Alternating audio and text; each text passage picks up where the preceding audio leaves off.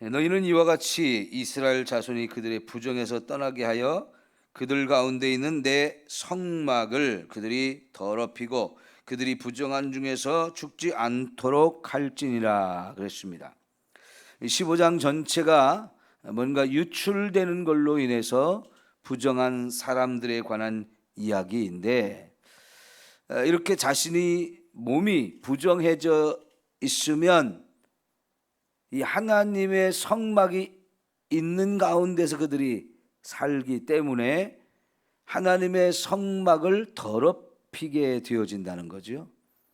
그래서 이런 유출로 인해서 부정하게 되든 또 그 앞에 있어서 뭔가 다른 이유로 부정하게 되었든 간에 이런 부정함을 빨리 해결을 해야 되는 거죠.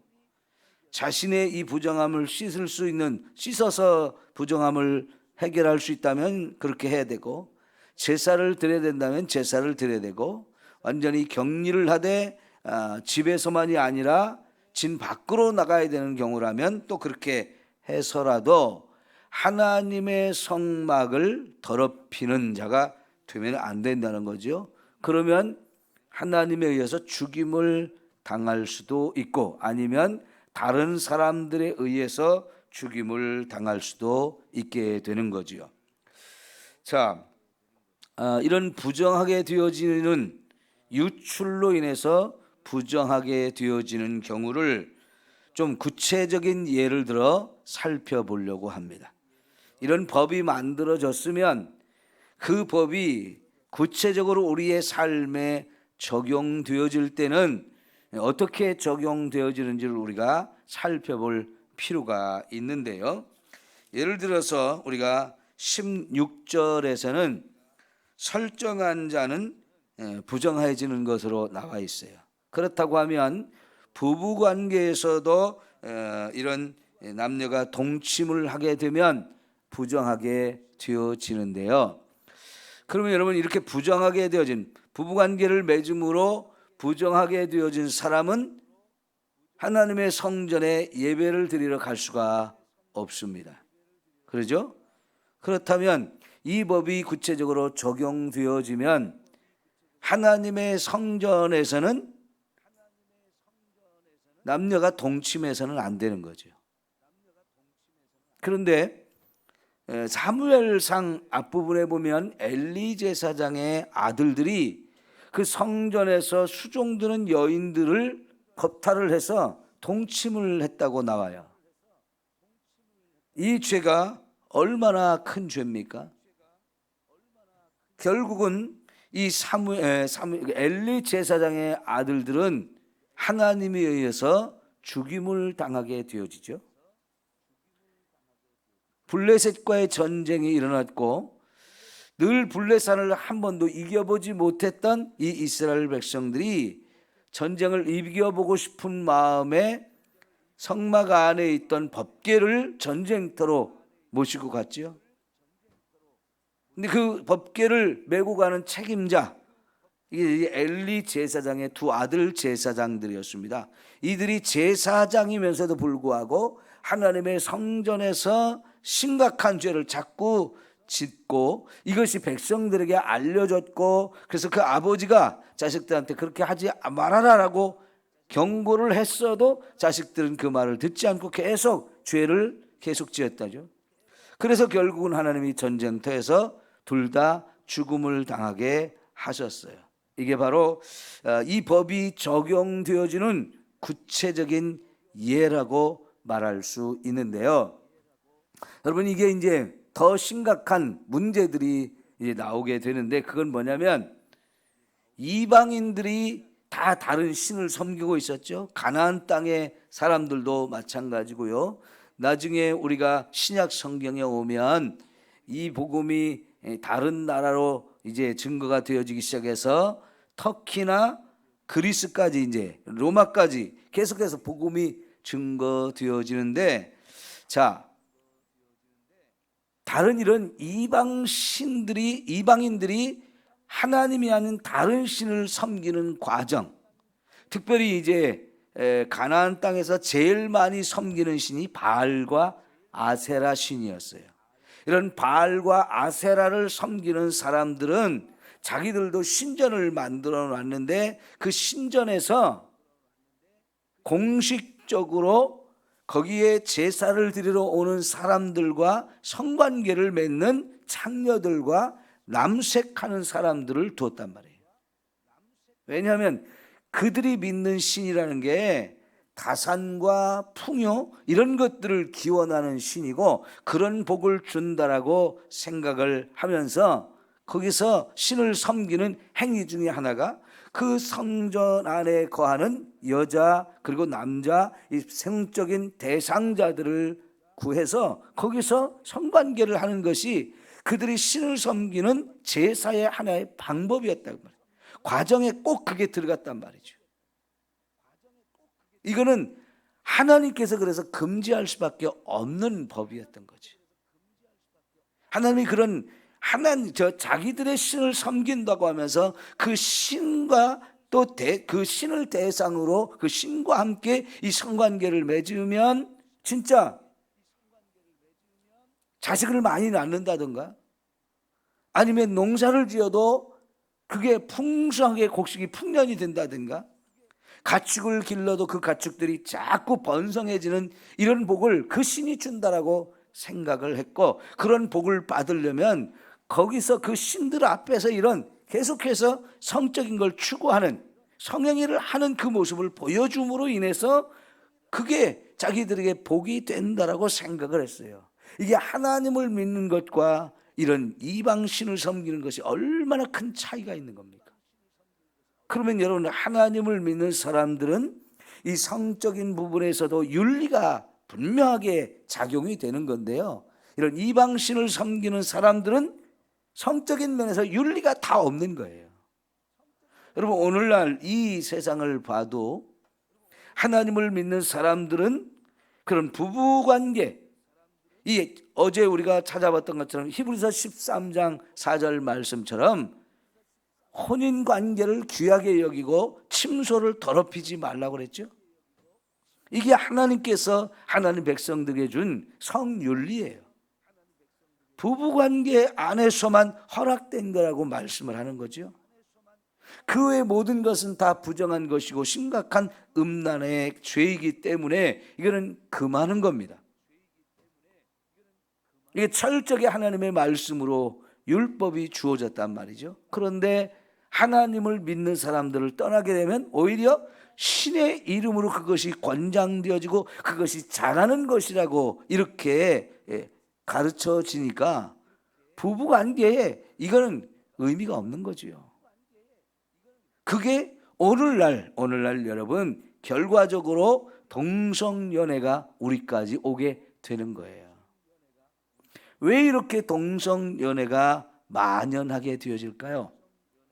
우리나라 연예인 중에 여러분 동성연애를 하는 그걸 공공연히 밝히고 그렇게 지금도 연예인으로 TV에 자꾸 나오는 그런 사람이 있죠? 홍아무개, 머리 빡빡 깎은 그 홍아무개라고 하는 이 사람, 엄마가 권사님이에요. 부모가 다 교회를 다니는 분이에요. 어려서부터 교회를 다니던 친구였어요. 그런데 여러분 중학교 때부터 이 동성연애를 알게 되고 그래서 그 동성연애자가 되어졌는데 서울대학교에 가서 어떤 동아리에서 이 친구를 강사로 초청을 했어요. 서울대학교에서. 서울대학교 학생들이. 거기 가서 강연을 하는 중에 질문이 들어왔습니다. 언제부터 동성연애가 됐는지. 그래서 중학교 때부터 됐다고 그랬고 그러면 그 중학교, 고등학교 때 얼마나 많은 상대와 이런 성관계를 맺었는지 물어보니까요. 뭐라고 했냐면 중학교, 고등학교 때 이미 자기가 성관계를 맺은 대상이 300명이 넘는다 그랬어요. 생각해 보세요. 이제 막 자라고는 청소년 시기인 중학교, 고등학교 때 그렇게 많은 사람들과 성관계를 맺었다면 이 머릿속에 뭐만 들어있겠어요? 계속 그것만 있는 거고요. 어디 가서 누구와 함께 그 일을 할지 대상만 찾는 거예요. 공부하고 한참 많은 것을 배워가면서 이렇게 잘해야 되는 시기에 머릿속에 그것만 들어있는 거죠. 아니, 보통의 학생들이 그렇게 삽니까? 일반 보통 학생들은 그렇게 살지 않습니다. 그런데 이미 중학교, 고등학교 때부터 그 음란의 악한 영들이 그 속에 들어가서 그거밖에 생각하는 게 없는 거예요. 하나님은 남자와 여자, 그리고 결혼한 후에 비로소 성관계를 허락하셨는데, 이제 막 아이가 사춘기밖에 되지 않은 이 중학생 때부터 그런 데 관심을 갖게 되고 그런 데 빠져가지고 수없이 파트너를 바꾸면서 그렇게 많이 그것만 하고 살았다는 얘기밖에 안 되잖아요. 여러분, 그것도 우리 주변에 동성연애 하는 사람이 그렇게 많습니까? 대상을 찾기가 쉽지 않아요. 그리고 그 시대에는 숨기면서, 자신들이 그렇게 산다고 하는 걸 숨기면서 몰래 하던 시대인데도 한번 그 길로 빠져버리니까 계속 그런 사람이 보이고 그런 사람을 계속 만나게 되고 수없이 파트너를 바꾸면서 그렇게 살았다면요, 이게 얼마나 타락한 겁니까? 성윤리가 하나도 없는 거죠. 여러분, 신약 성경에 와서 사도행전에서 이제 사도들이 다른 나라로 가서 복음을 전할 때 터키와 그리스, 다 그리스 로마 신화에서 나오는 그런 신들을 섬기는 신전들이 어마어마하게 많았는데요, 그 신들은 대부분 다 그 신전 안에서 이런 성관계 맺는 것이 당연한 거였어요. 그래서 우리가 로마서 1장에서 남자와 여자가 순리대로 쓰지 않고 영리대로 쓰고 있는 그 모습이 얼마나 심각한 죄인지를 거기서 우리에게 가르쳐주고 있잖아요. 하나님이 그들의 행위에 대해서 보응을 하신다고요. 그 결과로 우리가 에이즈라고 하는 이 심각한 병들이 왔다는 걸 우리는 알지 않습니까? 최근에는 원숭이 두창도 그렇게 해서 나오는 것 중에 하나이고요. 심지어는 개한테도 그 병이 전염이 되게 했어요.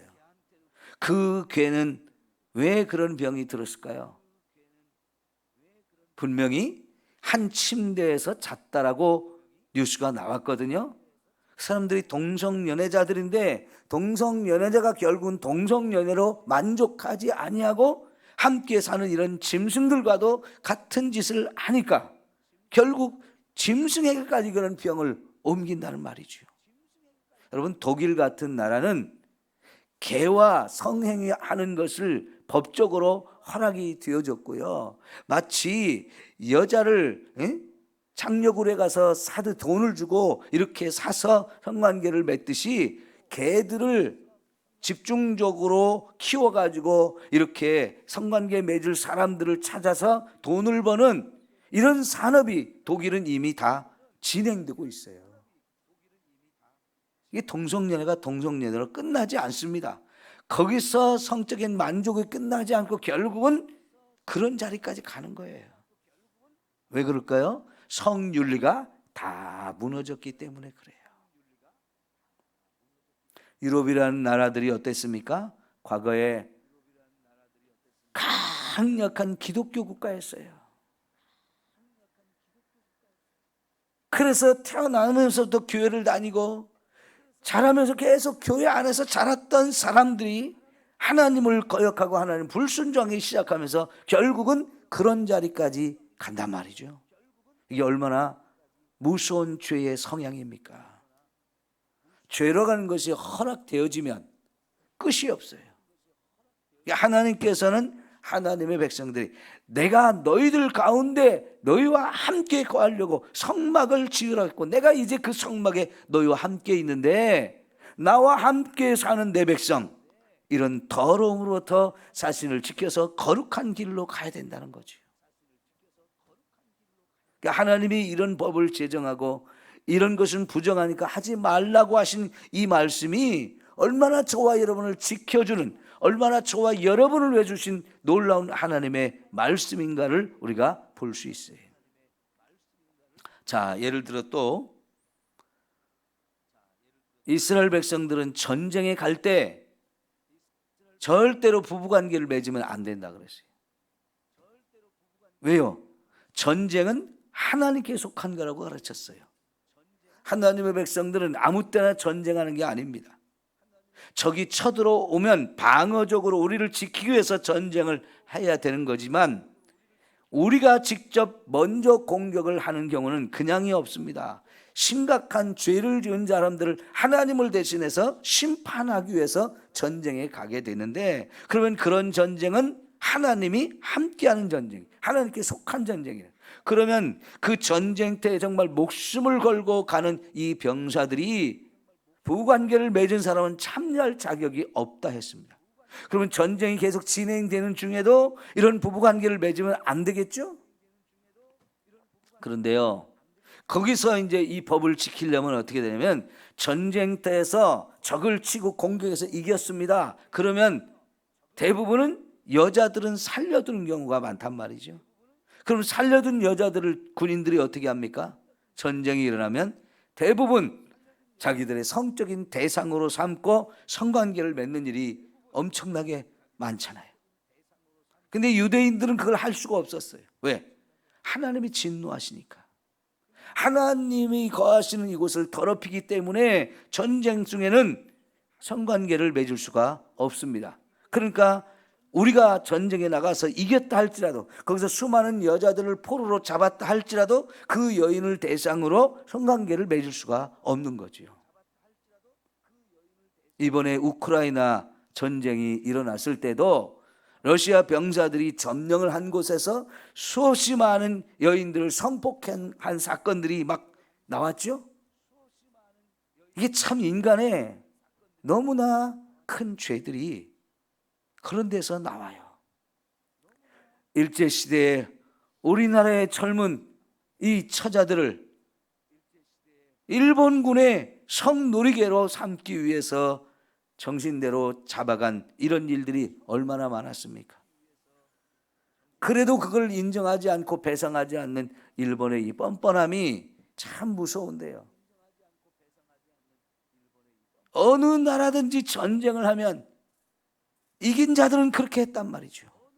근데 하나님의 백성들은 이거는 죄니까 하지 않아야 된다고, 해서는 안 된다고 하나님이 금지하셨으니, 이게 얼마나 하나님의 백성에게 주신 놀라운 은혜의 말씀들입니까?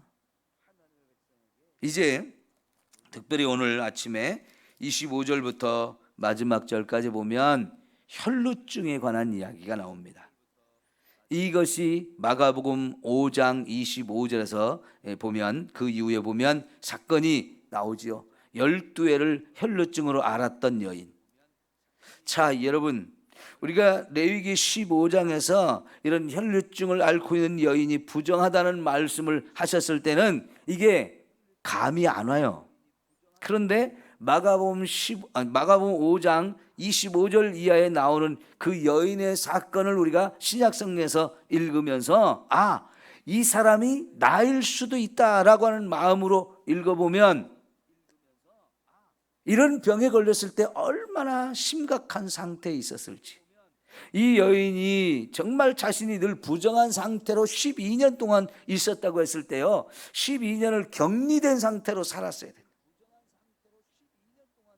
그러니까 이 병을 낫고 싶은 마음이 너무 간절해서 수없이 많은 의사들을 찾아다녔는데 아무도 고치지 못했고, 그러는 중에 돈만 계속 허비해버리는 상황이 되었을 때 소망이 없는 거죠. 누가 나를 이렇게 고쳐줄 수 있을까?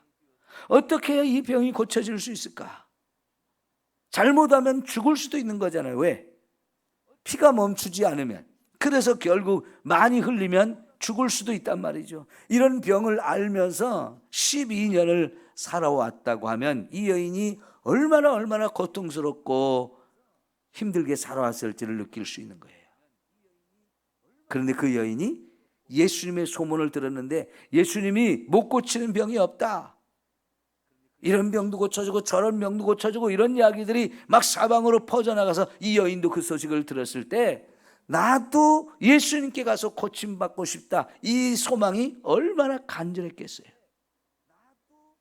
그런데 이제 그래 예수님께 가서 내가 고침받아야 되겠다는 마음을 가지고 왔는데 예수님이 수많은 사람에게 둘러싸여 있는 모습을 보면서 이걸 어떻게 하나, 저기 가면 나 때문에 다른 사람들이 다 부정하게 되어지는데 갈 수가 없는데, 결국은 이 여인이 그럼에도 불구하고 가서 예수님의 옷자락이라도 만져서 내 병이 나을 수만 있다면 나 좀 가야겠다, 이렇게 결단을 하고 가서 예수님의 옷자락을 만졌을 때 예수님의 몸에서 능력이 나간 것을 예수님이 느끼면서 이 많은 사람들이 움직이는 가운데에서 누가 내 옷을 만졌느냐고 나오라고 하잖아요. 근데 이것은요, 그 여인이 자신이 그랬다라고 밝히는 것은 잘못하면 거기 있는 사람들에 의해서 죽임을 당할 수도 있는 거예요. 왜? 주변에 있는 사람들을 다 부정하게 만들었으니까요. 근데 예수님이 그 여인을 나오라고 해가지고 결국 뭐라고 했습니까? 이 여인이 나를 만졌는데 믿음을 가지고 한 거다. 나에게 와서 이런 믿음을 가지고 자신의 소원을, 원하는 것을 이루고자 할 때 얼마든지 나를 통해서 그 문제가 해결되어 줄 수 있고 이 흉악한 질병이 치유될 수 있다는 것을 확인시켜 주기 위한 것이에요. 예수님을 믿는다는 것. 그래서 그 예수님이 어떤 분인지를, 이런 우리의 모든 질병도 치유하고 불가능한 일을 가능케 하시는 하나님의 아들이라는 것을 보여주기를 원하셨던 거지요. 여러분, 구약시대에 지금 이 혈루병을 앓고 있는 여인이 정결하게 되려면 나을 때까지 기다려야 됐고요. 무한정. 그래서 어쩌다 하나님이 치유해 주셔서 이제 나았으면 새 2마리를 가지고 와서 제사를, 속죄제와 번제를 드려야 했거든요. 근데 여러분, 새가 됐든 소가 됐든 양이 됐든 이런 짐승들이 자신이 왜 죽는지 알아요, 몰라요? 모르죠. 그냥 주인이 죽이면 죽는 거예요. 끌고 가면 끌려가는 거고요. 그런데 여러분, 예수님은 우리를 위해서 죽기 위해서 오셨고요, 이런 병자들을 고치기 위해서 오셨고 더러운 자를 깨끗해 해주기 위해서 오셨어요. 율법에 의하면 그 사람들 만지면 안 돼요. 가까이 하면 안 돼요. 그래서 사람들마다 다 피하고 본인도 격리되어야 했는데 오히려 예수님은 내가 저 사람을 거룩하게 해줘야지, 내가 저 사람을 치료해줘야지, 내가 저 사람의 모든 죄를 용서해서 구원해줘야지, 이 마음으로 오셨으니까 또 그 일을 하실 수 있는 분이기 때문에 누구든지 다 오라는 거지. 왔을 때 거부하지 않고 너 때문에 나도 더러워지는데 오지마 오지마, 이게 아니고 와라. 아무리 네가 더럽고 아무리 네가 죄인이고 아무리 네가 흉악한 질병에 걸렸어도 나는 너를 치료하러 왔고 나는 너를 구원하러 왔다. 적극적으로 받아주시고 끌어안으시고 만져주시고 치료하시는 놀라운 일을 행하신다고요. 왜 그렇습니까? 그분이 우리의 구원자라 그래요. 하나님의 아들이라 그래요.